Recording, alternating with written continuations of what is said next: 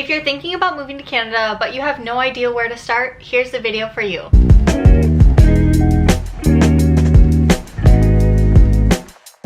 Hey y'all, my name's Shelby, and if you're thinking of moving to Canada from the US, there are a few things that I wish I knew before making that big move. In today's video, I'll be sharing 5 important lessons that I learned on my journey to Canada, and that way it will make your transition smoother and you'll avoid any unexpected surprises. So let's get into it. First off, I just want to say I moved to Canada about 2.5 years ago, so I've been here for a little bit of time.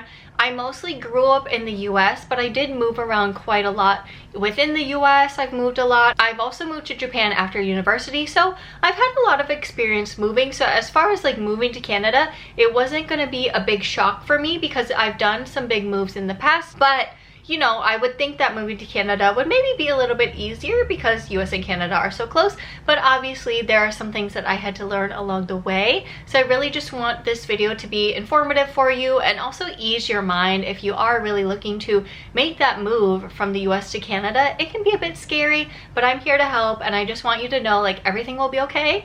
Don't be stressed and we can get through it together. The first thing I want to talk about is the biggest thing, which is obviously the immigration process. So there's different ways you could go about it. For US citizens, unfortunately, you can't get something called a working holiday visa in Canada by yourself. That's the easiest type of visa I feel like you could get to try to come to Canada, which normally countries have. It's a 1 to 2 year visa normally, where you can go to a country and basically be on this open work visa that allows you to work and live there for a year. So I knew I really wanted to look into that visa program, but to do that you have to go through a sponsor program in Canada to be able to get that visa. So I went through a program called Inter-Exchange, which if you're interested, I can definitely share another video on that. I have one, I believe, on my channel, so I'll pop that in here, but I can make an updated one if people are interested in that, because I know that going through the sponsor program is a lot easier, but it can be a little bit more costly because you're paying them basically to help sponsor you. So I'll put all the information in the description box below. But as far as the immigration process goes, it was fairly easy going through that company. It's kind of like someone helping you on the inside, so you don't have to worry so much about doing all the paperwork, all that by yourself. Like there's always support. So that I really appreciated about that. So that's how I first came to Canada. I went through the Inter-Exchange program to get a working holiday IEC International Experience Canada visa, which allowed me to live and work here for 1 year on an open work permit, which was really great because I felt like I didn't have to be tied to any company. I could do what I want, and I think it's a great option if you're not trying to work right away but you just want to live here and maybe do your own thing, or maybe you have a freelance job in the US that allows you to travel. Then I feel like it's a great option for you. As far as the process goes, it was pretty simple once you start the application. So you'll have to go on the IRCC website, apply there, enter there, and there's some steps you have to follow for this specific visa type.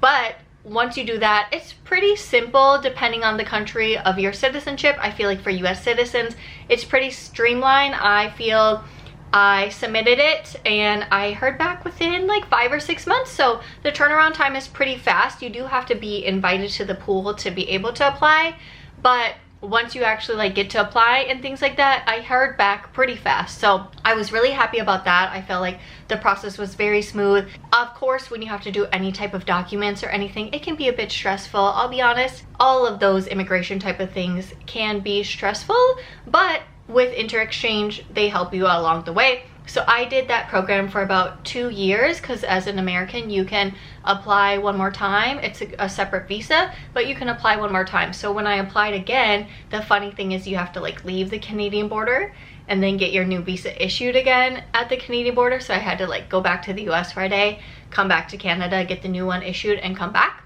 I was on that visa for about 2 years. And then during that second one, I actually applied for my permanent residency here in Canada. So I became a permanent resident of Canada in December of 2024. So now I'm on like a green card status, which we would call in the US a green card. And I applied through the common law route, which was with my partner who helped sponsor me, but you could also apply through PR through your job or work. There's different ways to do it. So I'll definitely post the information from the IRCC website down below. But you know, if this is information you would love to know more of, please comment down below and I'd be happy to make more videos on this. But overall, that process of getting PR, permanent residency, was the most lengthy, was the most time consuming, took a lot of work, but I finally got it. So, you know, happy there. So now I can stay in Canada for 5 years on the visa and then just renew it every 5 years. So that is a little bit about the immigration process. Overall, for those first ones through inter-exchange, it's very easy. You could originally also try to get your permanent residency status, like you can apply from the US for that as well. Kind of up to you, but definitely look at the options and see what is right for you. For the working holiday visa, I believe you can only apply when you're between 18 to 30. I believe 30 is the cap. And then I believe for PR, you can apply really at any time, but that one is also kind of up to you. For the PR through your like work validation, you get scores. So basically the younger you are, the higher score you get, but that's something else you can see online and like read all about it. But there's different steps to it, so don't worry too much about the immigration process. There are ways, but obviously that's like the first big hurdle you have to get through. Number 2, the cost of living in Canada. It depends where you live. I live in Toronto, which is a pretty expensive city, but I moved here from New York City, so before moving here I kind of had a taste of the cost of living being really, really high, because in New York it was very, very high, right? So in Canada, I would say the cost of living, especially in Toronto, is a bit higher than maybe if you were in a Calgary or something like that, but also Vancouver or BC is a bit higher. So depending where you go, the cost of living is going to be different. If you come to Toronto, I would say typical apartments, studios to rent are probably between $2,000 to $2,500, depending on what type of place you're gonna get. If you're getting like a studio or a 1-bedroom, I would say that's typical. And then as far as groceries, it really depends where you go. Like a Loblaws is a bit higher, more expensive grocery store. They have a no frills, which is a little bit cheaper option. And so that really depends on how frugal you are with your groceries. Other than that, like if you're in Toronto, downtown at least, you can get around quite easily through walking or through transit. There is a subway, there are the streetcars. I believe they're $2 to $3 one way, so you can really get around that way. And ordering Ubers in the city too, as long as you're staying within like the downtown core, it's not too expensive. I think most Uber rides are less than $30, so looking into that, it's not too bad. Now, when you're going out to eat, I would say prices are pretty comparable to the US. You know, a meal is probably between $20 to $30 nowadays for like a standard meal, and then anything nicer, obviously you're paying on there. They do have tips here, so like similar to the US, tipping culture is big here also in Canada, so I would say you're not really avoiding that if you move to Canada. Something else I want to point out though, as a girly who loves skincare, who loves makeup, it's more expensive here, okay? Any drugstore product here seems like double the price, which was very, very concerning when I first moved here, because a little Maybelline concealer was literally double the price. Garnier Fructis micellar water, double the price. So the drugstore stuff still shocks me every time. That I definitely think is a higher cost here, and it's probably because it's imported. And then also, if you order things online, like in the US, I used to love online shopping. Here, they'll hit you with those duties and the tariffs when they come in. It's really upsetting sometimes, because you're like, okay, I just bought this package. Let's say you spent $100, then you pay $50 to actually get it, because the Canada Post or whoever's delivering it, UPS will be like, pay the $50.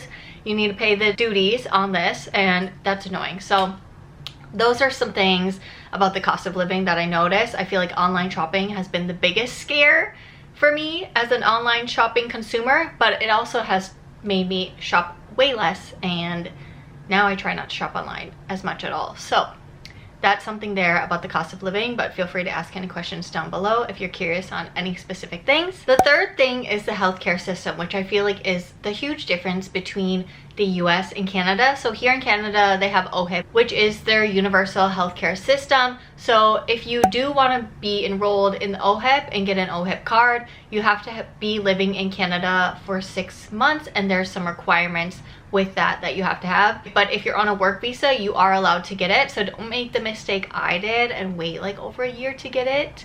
I should have got it after 6 months. So I believe you need a full-time job, you have to have a valid work permit, you have to bring the right documents and things like that. I'll paste a link of how to get the OHIP, but don't make the mistake I did. I didn't get it for over a year, and I regretted that, because now when you go to the doctor or the walk-in clinic, it is so much easier and you don't have to pay anything out the door mostly. So I find that really, really great, and it's so helpful, because even in the US when I had insurance, I would still have to pay like $200 just to see the doctor, where here I went recently and I didn't have to pay nothing. So that is a very nice perk, I would say. However, people here do complain that it is very hard to find a family doctor, because everyone is trying to find a family doctor, right? So most people go to walk-in clinics. So there's some controversy here about that as well. I won't get too much into it, but it is nice to be able to sign up for OHIP after you lived here for 6 months. Number 4, you may be wondering about the weather and climate changes. I would say overall, the climate is pretty mild. In Toronto,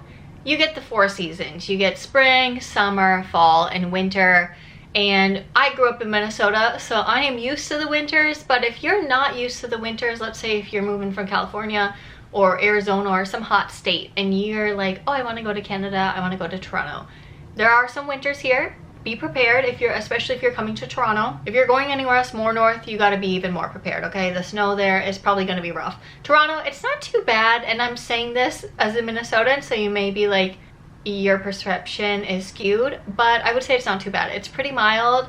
It does snow, like this current winter. It did snow quite a lot, but previous winter it didn't snow that much. And I feel like the 4 seasons is nice. It's nice to have winter, it's nice to have fall, it's nice to have spring, it's nice to have summer. Summer gets pretty nice here. It doesn't get too hot either. And you know, I feel like the winter, if you've never experienced it, maybe it's something you want to experience. So I would say it's a 4-season climate here in Toronto, which I feel like I've been used to. I've always been in 4-season climates. I've never been in the luxury of living in a nice warm climate all year round, so I'm used to it. But you know, I would say if you are coming to any city in Canada that does have a winter, just be prepared. You know, buy your winter's things.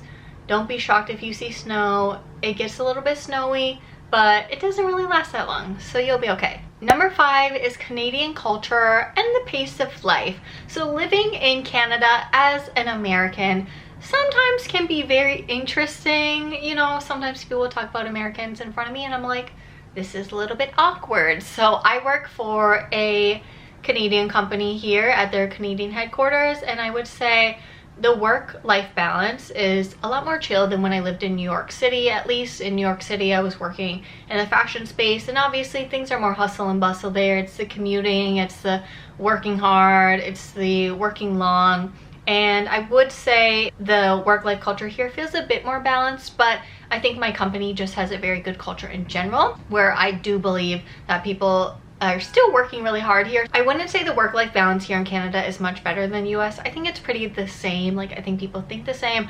I think there's 9 to 5s, like people work here. I do feel like Canada has a huge diverse community, at least in Toronto, and so many people who have immigrated here. So I feel like people work very, very hard. People work probably multiple jobs. People work long hours. And when you move here, especially to Toronto, I feel like it's such a diverse city, which really drew me into Toronto in the first place. But I love the diversity of the city. There's so much food to offer, so much culture, so many fun free events in the summertime and the springtime, farmers markets, I would say cultural festivities, so many things here to offer. And let's say you're worried about finding your community here, I feel like there's so many communities here to join. So if you're worried about like fitting into the culture as an American, don't worry, you'll basically fit right in until they find out you're an American. Then they'll be like, okay, I knew it. You know, they might clock you a little bit, but it's okay. It's okay. We fit in here. I feel like I fit in here for the most part, unless they really find out I'm American, then it might be a little bit different. But other than that, I feel like it's very easy to transition into the Canadian life. It really isn't too different from the US life at all. It's pretty much the same. Some words maybe are said a little bit differently. Maybe there's some different slang used, but overall, the transition I feel like went very smooth. And you know, there's so many things to do too if you're trying to find friends. There's so many groups out there, especially for like women. I love to work out, I love to do fitness. There's so many groups that like get people together, and you can find them on like Instagram, Facebook, whatever it is. Like, there are ways to meet people in the city. So if you're worried that you don't know anyone here, join one of those groups. There's so many resources here, so many ways to meet people outside of where you are. And if you went here through like an inter-exchange as well, if that's what you're thinking of going through that sponsor company, they also do events where you can like meet other people who came on the inter-exchange program. So there's so much ways to meet people, and like I said, it's such a diverse city, and you know, there's so much to do here, so I think that really makes it a fun place to live. And with that being said, thank you so much for watching this video. You know, I hope that you found it informative, I hope that it was useful for you, and I hope that it eased your mind a little bit if you are thinking about making that big move. If you have any comments, questions, anything like that, please comment down below. Or if you've also made the move from the US to Canada, please share your experience. I'm sure it would help others who are in that comment section wanting to do the same. So thank you so much for watching. If you haven't already, I would love if you subscribe to my channel, join the Shell Squad, give this video a big thumbs up if you feel the vibes, and turn on post notification bell. That way you can get notified every time I upload a new video, and I'll see you next time. Bye!